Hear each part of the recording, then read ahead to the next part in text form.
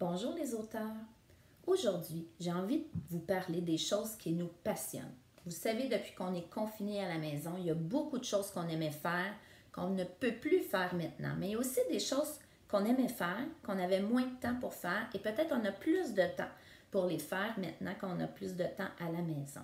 Je pense à mes petits joueurs de hockey qui n'ont pas pu finir leur saison de hockey cette année. Je pense à mes artistes comme Loïc, Lia, Shalom, Olivia, Marie-Abigail, qui aiment tellement créer et dessiner, qui ont peut-être plus de temps pour le faire maintenant.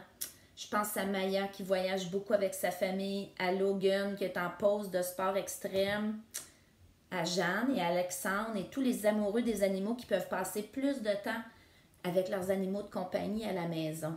Mais aujourd'hui, j'ai envie de vous enseigner qu'on peut se servir de l'écriture pour partager nos passions avec les autres, pour faire connaître nos passions. Alors, la première chose à faire quand on veut écrire sur nos passions, c'est de trouver une idée. Puis pour trouver les choses qui nous passionnent, mais on peut penser aux choses qu'on aime vraiment faire en dehors de l'école. Quand on a le droit de faire ce qu'on veut, quand on peut faire ce qu'on veut, qu'est-ce qu'on aime faire?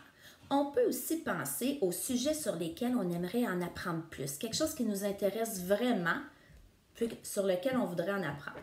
On peut aussi penser aux choses qu'on fait bien, mais qu'on aimerait faire encore mieux.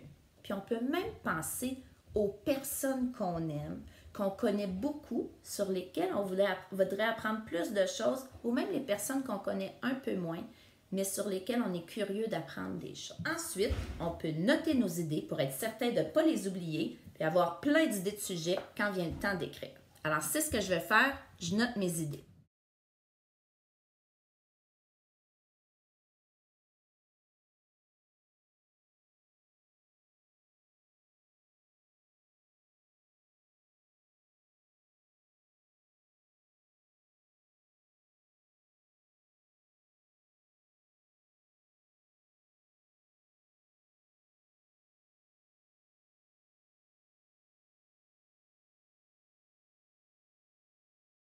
Maintenant, vous pouvez appuyer sur pause et prendre le temps de noter vous aussi les sujets qui vous passionnent. Je vais vous laisser le tableau d'ancrage. Ça y est, vous avez noté vos idées? Quand j'ai choisi le sujet sur lequel je vais écrire, ensuite, je peux planifier ce qu'il va y avoir dans chaque partie de mon texte. Comme par exemple, dans mon texte sur le trapèze volant, je vais avoir une première partie qui va expliquer qu'est-ce que c'est. Ensuite, je pourrais avoir une partie qui parle de l'équipement que ça prend pour faire du trapèze volant.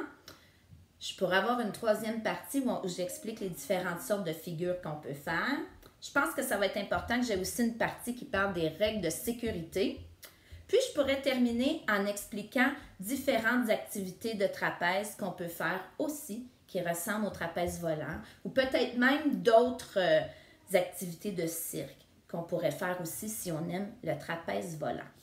Et ensuite, quand j'ai bien planifié, je vais pouvoir commencer à écrire mon texte. Alors voilà les auteurs, j'ai vraiment hâte d'en apprendre plus sur vos passions.